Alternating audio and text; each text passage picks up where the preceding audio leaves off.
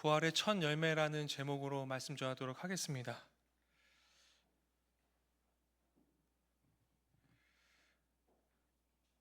그런데 제가 잠시 기도하겠습니다.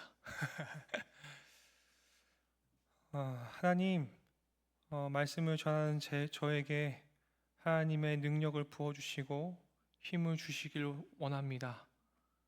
말씀을 전하는 제가 이 시간에 집중할 수 있는 마음과 힘과 생각을 주님께서 주관하여 주시고 아버지 하나님의 말씀과 그 마음을 잘 지혜롭게 준비된 말씀이 흘러갈 수 있도록 인도하여 주십시오. 여기 모인 모두를 예수 그리스도의 이름으로 사랑하고 축복합니다. 예수님의 이름으로 기도드립니다. 아멘.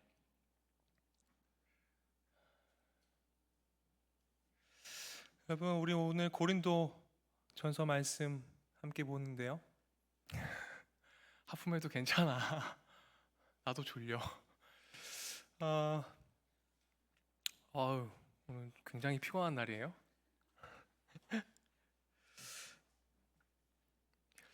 여러분, 고린도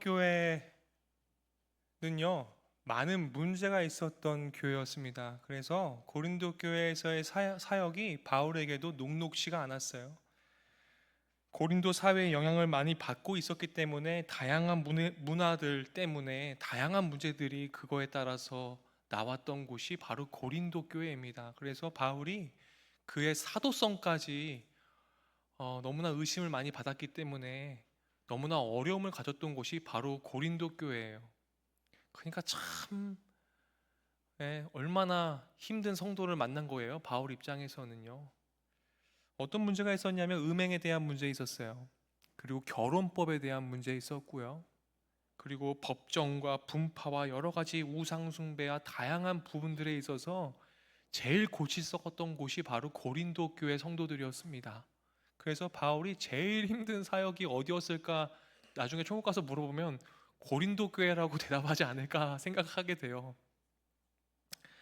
그런데 이 고린도 교회가 가장 가지고 있는 문제 중에 근본적인 문제는 무엇이었냐면 부활에 대한 문제였습니다. 초대교회에서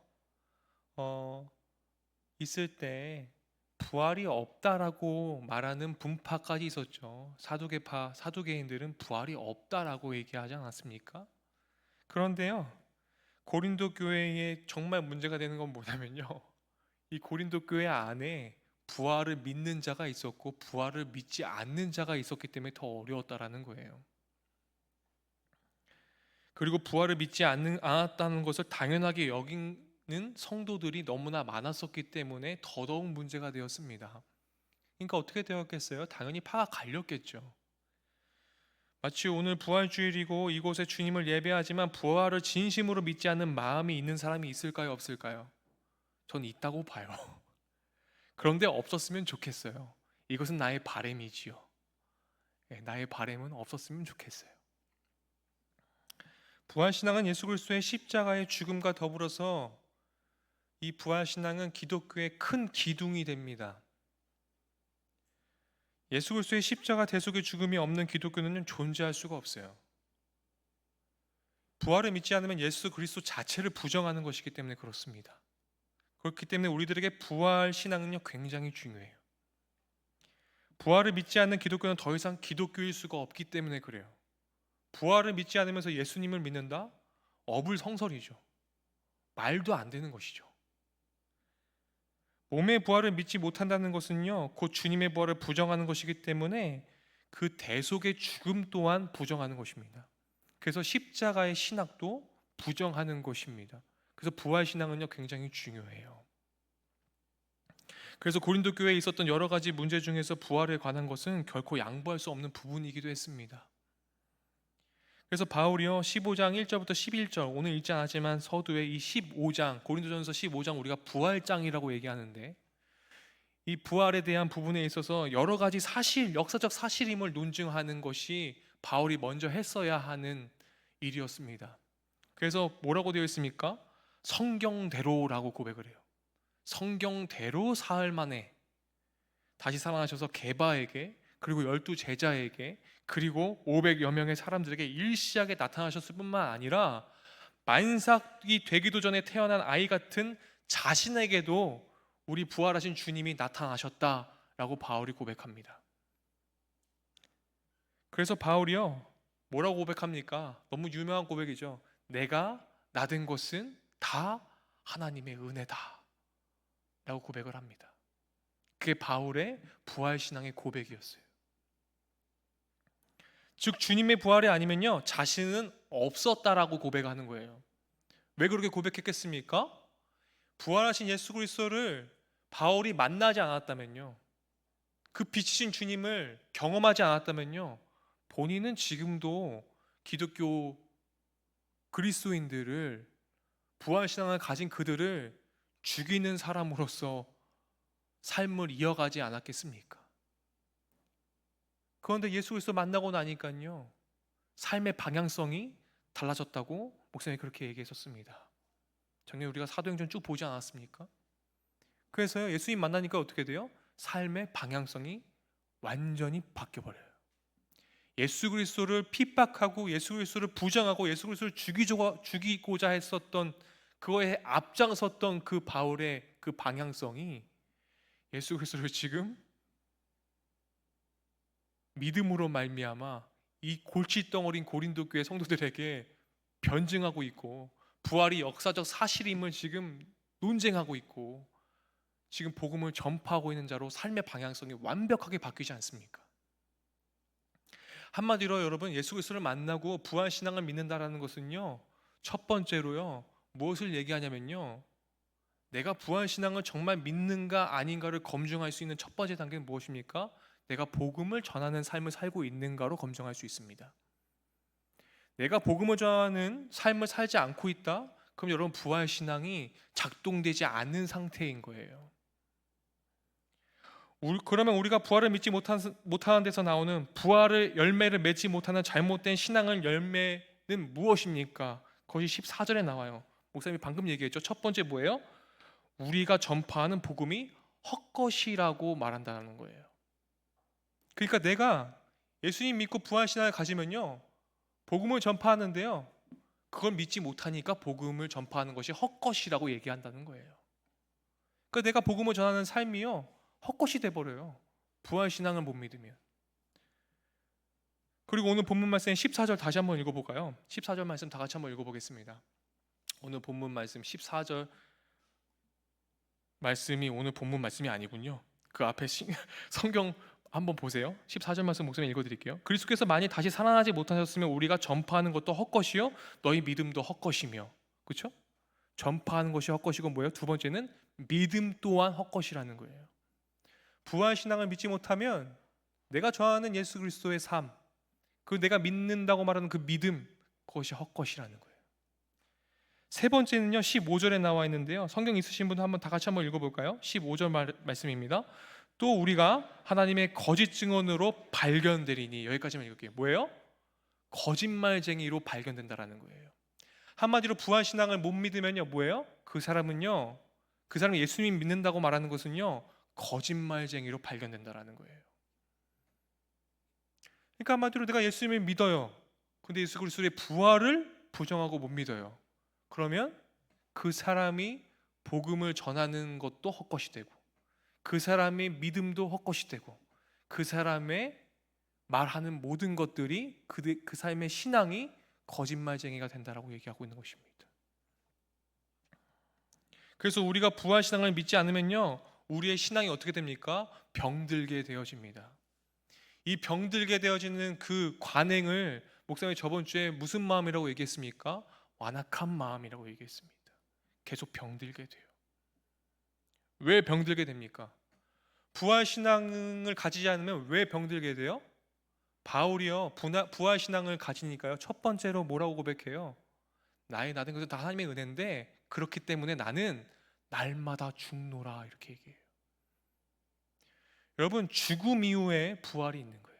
바울이 왜 날마다 죽노라라고 고백했습니까? 내가 죽어야 새롭게 부활할 수 있기 때문에, 내가 새로운 질서에 들어갈 수 있고 내가 새로운 피조물이 날마다 될 수 있기 때문에 날마다 죽노라라고 얘기하는 것입니다. 날마다 내가 죽는 과정이 부활신앙인 거예요. 근데요, 우린 날마다 나를 죽이는 게 너무 어렵잖아요. 안 죽고 싶어서 발버둥 치잖아요. 그렇죠? 근데요, 부활신앙의 첫 번째 단계는요, 뭐예요? 내가 날마다 죽어야 돼요. 내 자아를 죽여야 돼요. 내가 죽어야 부활을 경험할 수 있어요. 부활의 여러분 전제 조건은요, 내가 죽는 거예요. 내가 안 죽는데 부활을 경험할 수 있다? 여러분, 그거는요, 여러 가지로 신학적 검증을 받아야 됩니다. 그렇죠? 죽어야 부활이 있어요.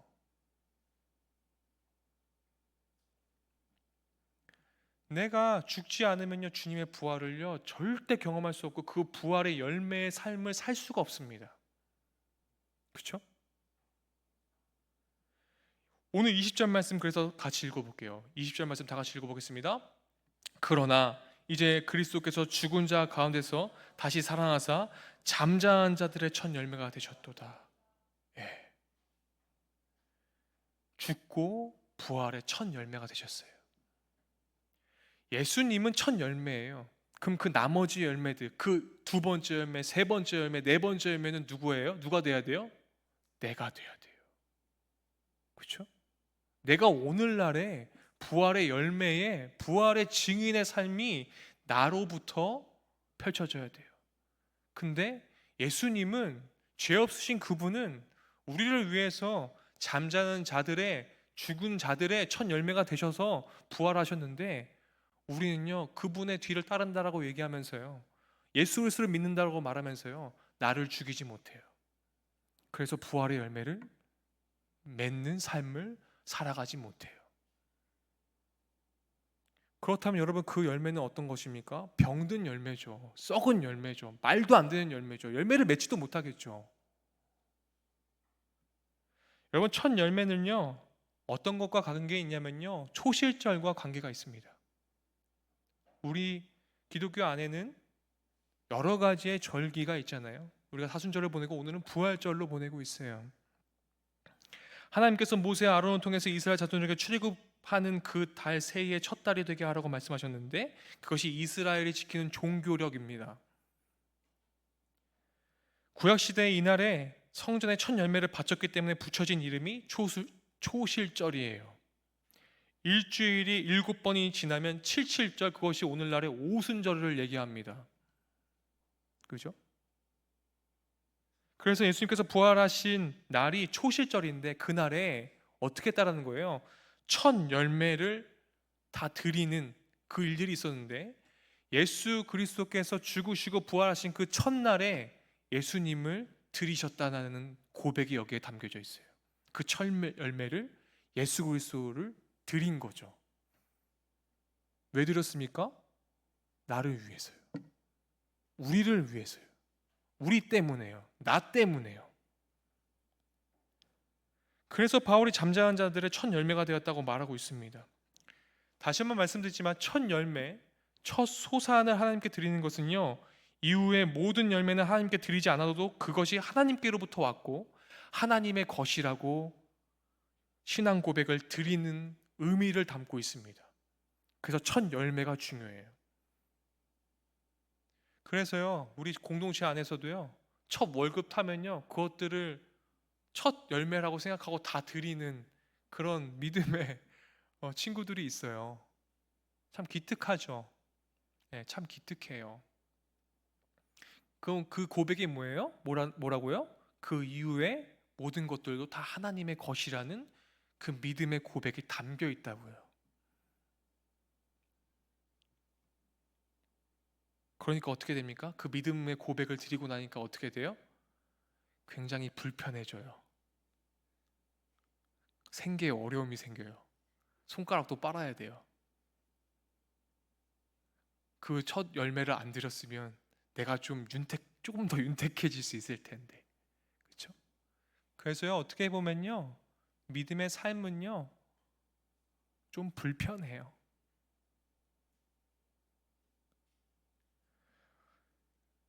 우리는 주일 예배를 드릴 때 봉헌 찬양을 나의 모습 나의 소유라는 찬양을 우리가 같이 불러요.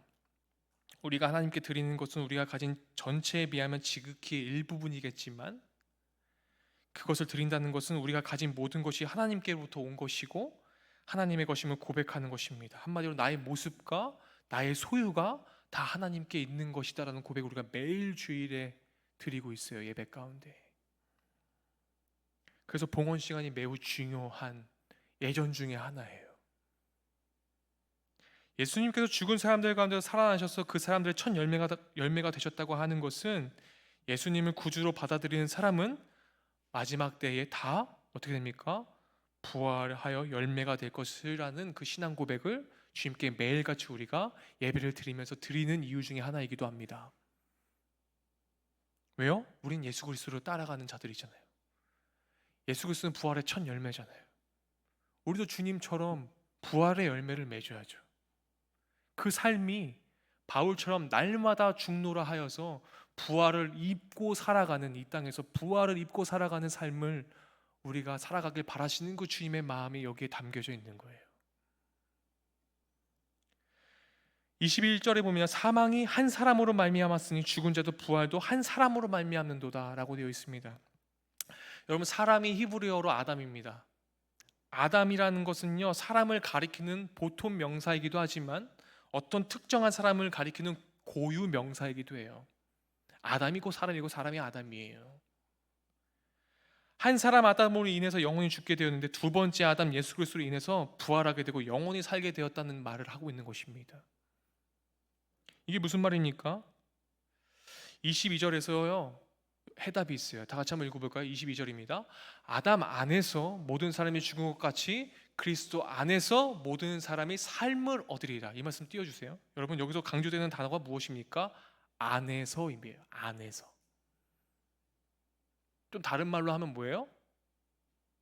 속해서 라고 우리가 얘기할 수도 있겠죠. 아담 안에서, 아담에게 속해서 있는 사람들은요 뭐예요? 죽을 수밖에 없는 존재예요. 왜요? 아담 안에서는요 죄를 지을 수밖에 없는 존재라는 것을 뜻해요. 왜요? 죄는 우리를 죽음의 길로, 사망의 길로 인도하잖아요. 그렇죠? 죄의 삭은 사망이잖아요. 아담의 죄로 모든 사람이 죽음에 닥쳐왔잖아요.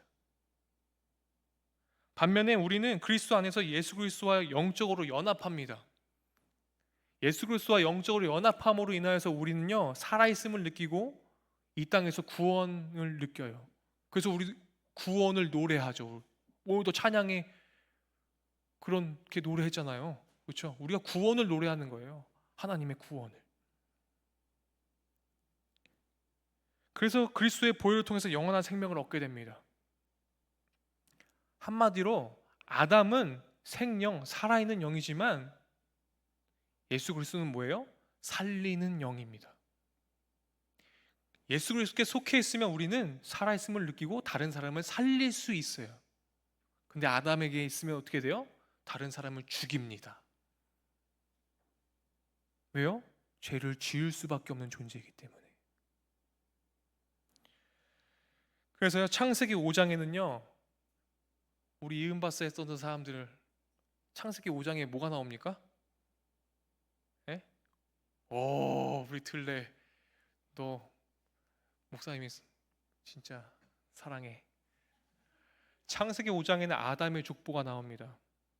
아담의 족보는 뭐예요? 사람의 족보라는 뜻이에요. 그렇죠?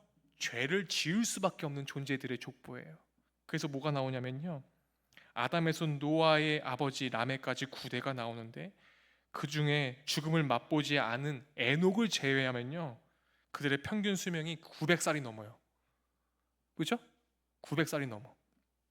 근데 우리는 그 족보를 읽을 때마다 와, 이 사람도 진짜 오래 살았다.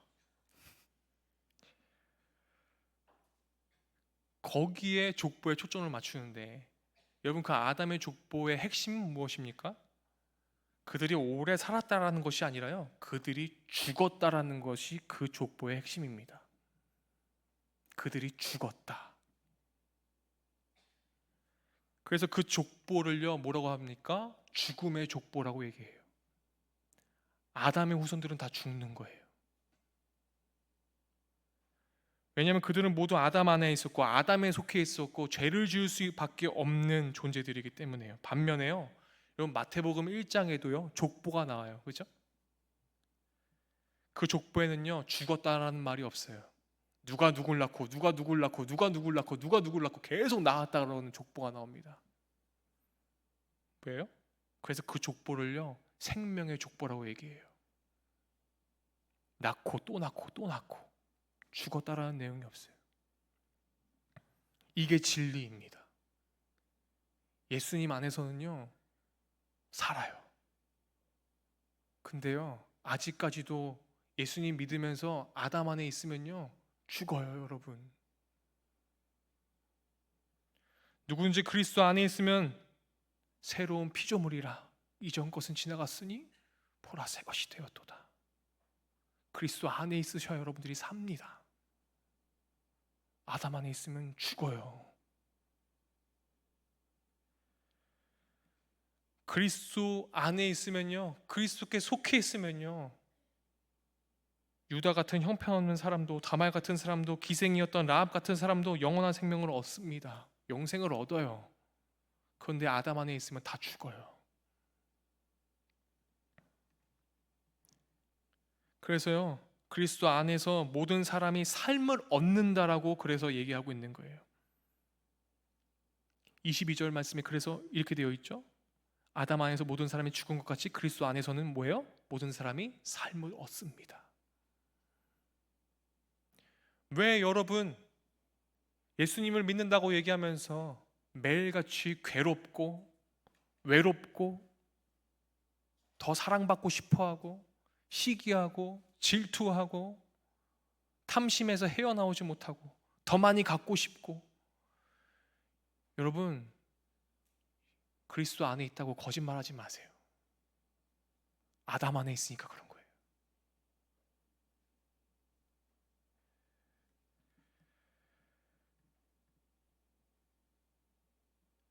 그래서요 우리 주님은요 그런 우리를 구원하시기 위해 이 땅에 오셨고 죽음을 감당하셨고 우리를 살리시기 위해 새로운 삶을 주시기 위해 기꺼이 죽으시고 부활하셨습니다. 그래서 부활 신앙이 우리를 살게 해요.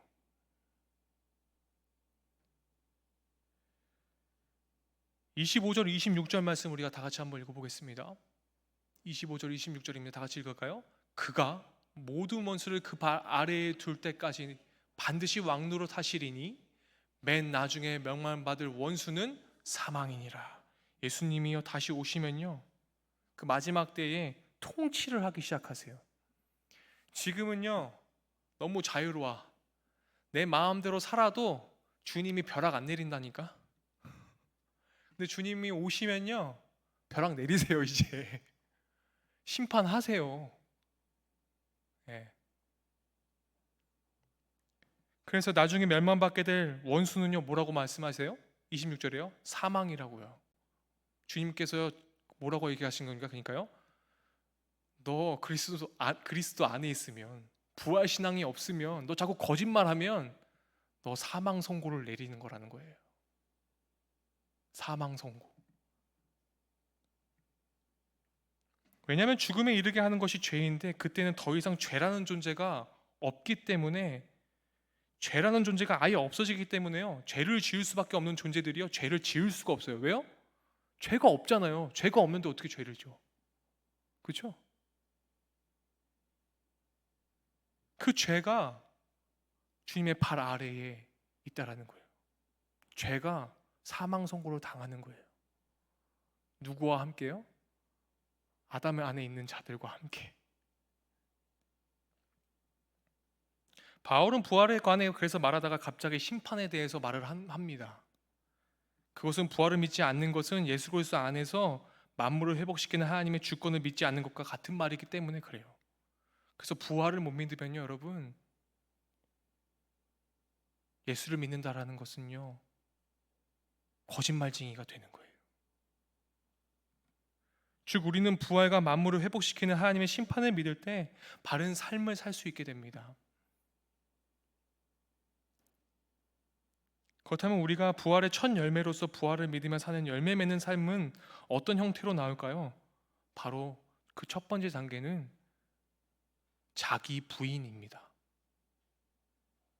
한마디로 부활의 열매는, 부활의 삶은 자기 부인의 삶이라고 말해도 무방할 것입니다.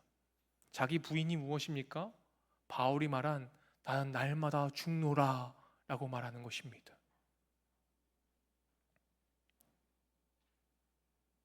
그 부활신앙을 갖는 사람의 특징이 30절에 적혀 있는데요, 30절을 우리 함께 읽어보겠습니다. 또 어찌하여 우리가 언제나 위험을 무릅쓰리요. 바울은 주님께서 부활하지 않으셨고 부활이 없다면 그냥 편안한 삶을 살게 되겠지, 위험을 무릅쓰고 고난의 길을 걸을 필요가 있겠냐고 반문을 합니다. 아까 목사님이 얘기했죠, 왜 첫 열매를 왜 드리고자 하는 마음이 왜 생겼습니까? 그 하나님께서 주신 마음이었겠죠. 근데 그렇게 드리고 나니까 목사님이 아까 예를 좀 너무 좀 이해를 여러분들에게 도움이 되고자 예를 든 건데, 그렇게 드리고 나니까 통장에 잔고가 없어. 되게 불편하잖아요. 그렇죠? 근데 부활신앙을 믿으니까 그렇게 했다라는 거예요. 바울이 얼마나 많은 고난을 겪었는지 고린도후서 11장에 자세히 나와 있는데, 그거 얘기하면 너무 설교가 더 1시간 더 해야 되니까 나중에 가서 읽어보세요. 고린도후서 11장. 바울은 주님 때문에 고난의 길을 걸었습니다. 부활하신 예수 그리스도를 만난 그 후로 그가 어떤 고난의 길을 자처했는지 잘 알지 않습니까? 우리가 부활이 없다면 편하게 우리의 욕망대로, 우리의 욕심과 탐심대로 세속적인 가치관을 추구하며 살면 됩니다. 부활이 없다면. 그렇지만 우리가 부활을 믿기 때문에 약간이라도 불편하게 사는 것을 기쁨으로 받아들일 수 있다라는 것입니다. 그것이 바울이 말하는 부활신앙의 핵심이에요. 그래서 31절에 이렇게 얘기하는 거죠. 다 같이 한번 읽어보겠습니다. 믿음으로 고백해 볼까요? 형제들아,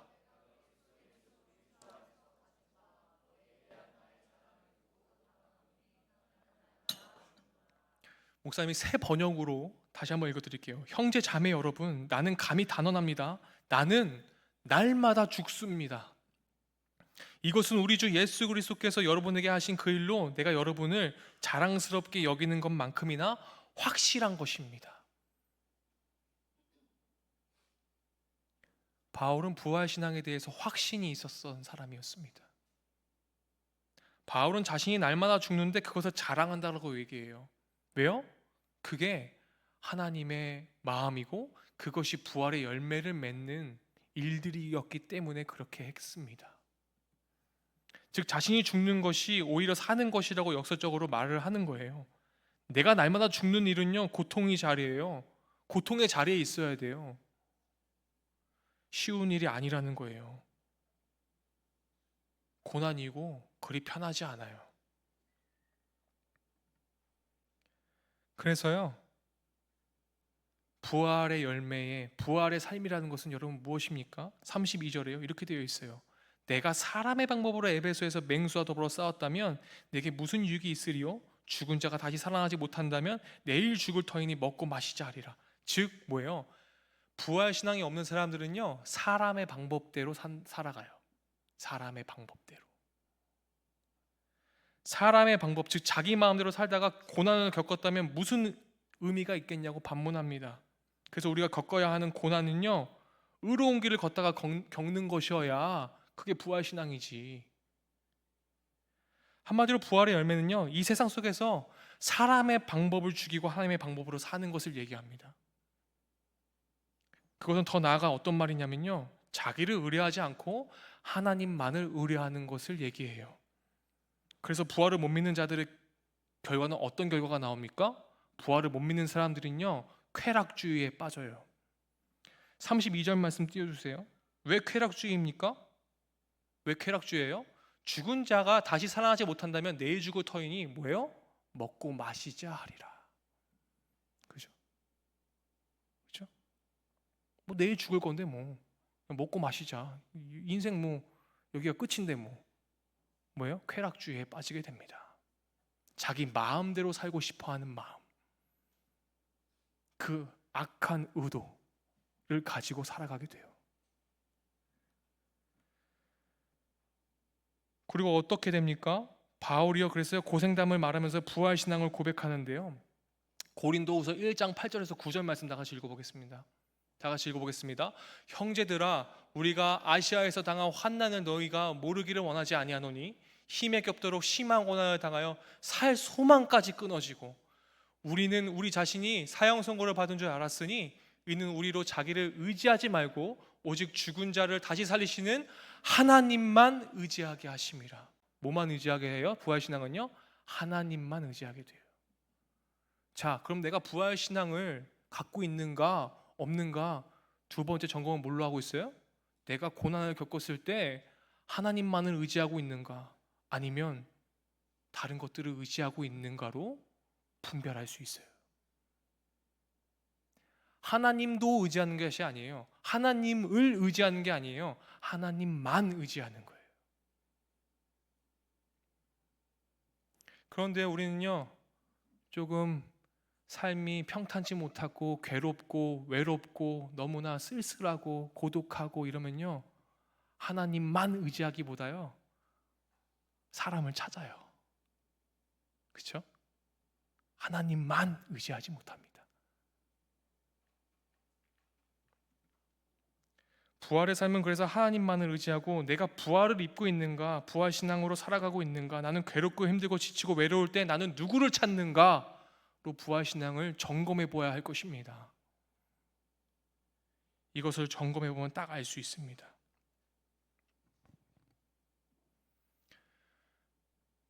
괴로울 때 주님의 얼굴 보라, 평화의 주님 바라보아라. 세상에서 시달린 친구들아, 위로의 주님 바라보아라. 눈을 들어 주를 보라, 내 모든 염려 주께 맡겨라. 슬플 때에 주님의 얼굴 보라. 사랑의 주님 안식 주리라. 괴롭고 외롭고 쓸쓸하고 너무나 힘들고 이 세상의 친구들에게 시달릴 때 우리가 바라봐야 할 부활신앙은 어떤 것이겠습니까?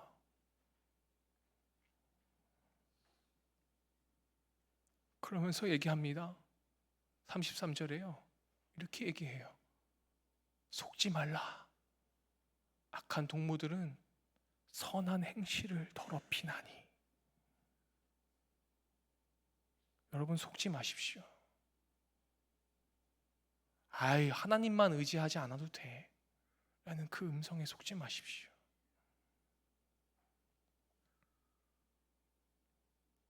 인생이 이 세상뿐이라고 생각하는 사람은 악한 친구일 수밖에 없습니다. 이 세상이 전부라고 생각하기에 부활을 목적 삼거나 영원한 가치로 존중하는 삶을 살 리가 없기 때문에 그런 사람에게 속지 말라고 말씀하십니다. 그러니까 괴로울 때 주님을 바라보는 부활을 입는 습관이 우리들에게 있어야 해요. 이게 부활 신앙입니다. 사랑하는 여러분, 속지 마십시오. 이 세상의 쾌락주의로, 그리고 악한 동무들은 회의주의로 의심을 품은 상태로, 부활신앙이 없는 상태로 살아가는 이들에게 속지 말라고 주님 말씀하십니다. 의심을 품는, 그 악한 의도를 품는 그 마음. 시편 14편 1절 말씀을 보겠습니다. 그 악한 의도와 회의주의의 마음을 가진 사람들의 마음이 어떤 것입니까? 다 같이 읽어보겠습니다. 어리석은 자는 그 마음을 이르기를 하나님이 없다 하는도다. 그들은 부패하고 그 행실이 가증하니 선을 행하는 자가 없도다. 다시 33절을 읽어볼까요? 속지 말라. 악한 동무들은 선한 행실을 더럽히나니. 여러분들이 부활신앙을 살아갈 때에 선한 행실과 악한 의도가 매일같이 싸우게 될 것입니다. 부활을 입으십시오. 부활하신 예수 그리스도를 노래하십시오. 매일매일 날마다 나를 죽이고 부활을 입으셔서 그 구원의 노래로 여러분들의 삶을 채워나가십시오. 응원하겠습니다. 같이 부활을 입으시고 부활신앙으로 다시 새롭게 되어지기를 간절히 축원드립니다. 기도하겠습니다. 주님께서 죽은 자 가운데 다시 살아나셔서 잠자한 자들의 첫 열매가 되어 주심으로 우리에게 부활의 소망을 주신 것을 감사드립니다. 본래 우리는 아담 안에 있는 존재라 죽음의 권세 아래 있었지만 그리스도 안에 있음으로 영원한 생명을 누리게 해주심도 감사드립니다. 우리 삶에 크고 작은 어려움이 있어도 우리가 계획한 일이 틀어질지라도 우리가 걸어가야 하는 길이 눈물의 골짜기와 같을지라도 언제나 부활의 주님과 주님의 부활을 목적 삼고 삶의 자리에서 신실하게 하여 주시옵소서. 그래서 영과 진리로 살아가는 오늘 하루가 하나님께서 허락하신 은총의 시간임을 확인하게 하여 주시옵소서. 예수님의 이름으로 기도드립니다. 아멘. 우리 이어서 성찬으로 나아가겠습니다.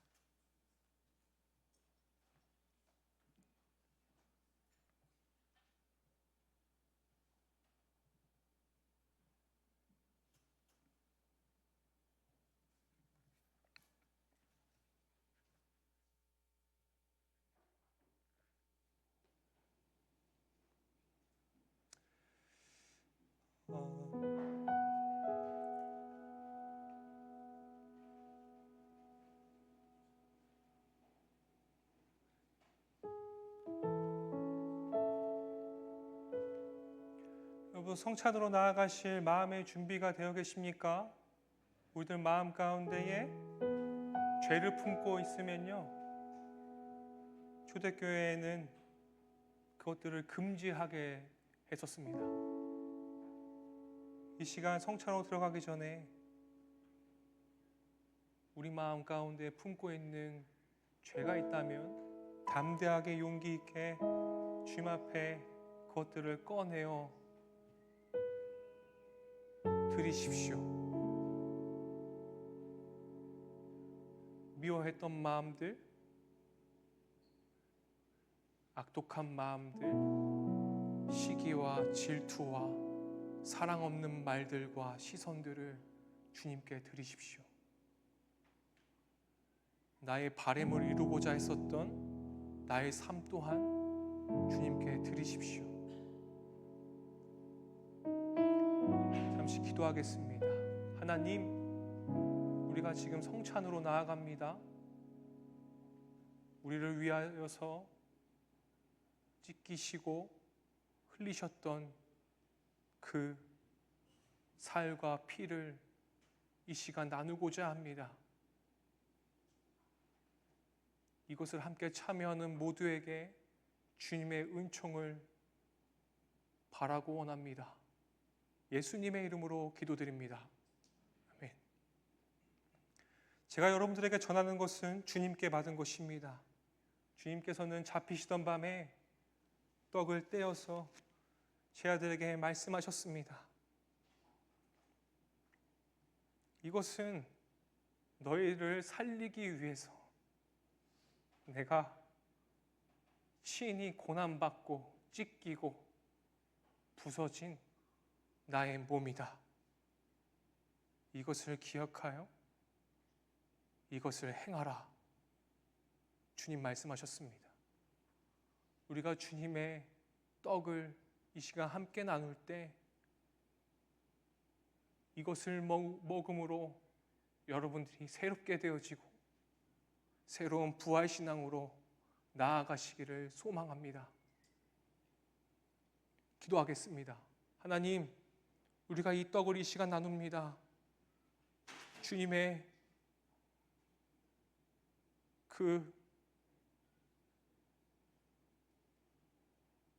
몸을 우리가 하나 되고자 나눕니다. 우리를 살리시기 위해서 나뉘셨던 그 몸이, 찢기셨던 그 몸이 하나님, 오늘 우리가 나눌 때에 우리 공동체가 하나 되기를 간절히 바라고 부탁드립니다. 도와주십시오. 예수님의 이름으로 기도드립니다. 다 같이 잔 밑에 떡을 들겠습니다.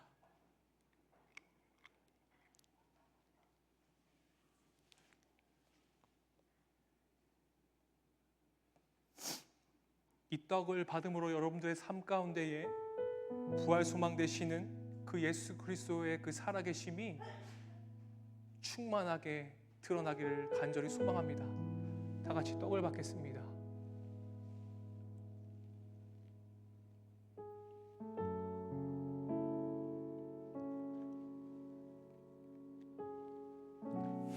우리 주님은 식후에 잔을 가지시고 제자들과 나누셨습니다. 주님은 말씀하셨습니다. 이것은 너희를 위하여 흘린 나의 피, 곧 언약의 피다. 너희를 살리겠다고 말씀하셨던 그 약속을 지키기 위한 그 약속의 피, 그 언약의 피다. 주님 말씀하셨습니다. 우리가 지금 이 언약의 피를 나눔으로 이 주님의 보혈이 영적으로 임재하시는 그 주님의 마음이 우리들의 몸속으로 흘러 들어올 때 우리가 하나 될 줄 믿습니다. 그리고 부활 소망을 품으며 나아갈 줄 믿습니다. 기도하겠습니다. 하나님, 이 잔을 들고 기도합니다. 이 잔을 받을 때 하나님의 능력과 은혜가 우리들 안에 흘러 들어올 줄 믿습니다. 주님 도와주시옵소서. 하나님의 언약 안으로 들어갈 수 있도록 인도하여 주시옵소서. 예수님의 이름으로 기도드립니다. 다 같이 잔을 드시겠습니다.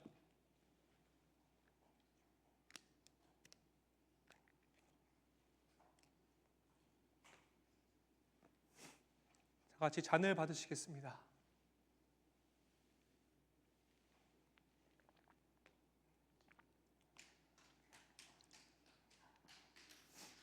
우리는 지금 주님의 떡과 잔을 나누었습니다. 우리는 주님으로 하여금 새롭게 되어지고 부활신앙으로 살겠다는 결단으로 나아갑니다. 기도하겠습니다. 주님, 우리가 주님을 기억합니다. 이 시간 떡과 잔을 받은 이들에게 주님이 진정 우리의 주인 되시고 주님이 우리의 삶을 주관하시는 그 역사의 주인이심을 고백하게 하여 주시옵소서. 예수 그리스도의 이름으로 기도드렸습니다. 아멘. 주님은 찬미하시며 감난산으로 나아가셨습니다.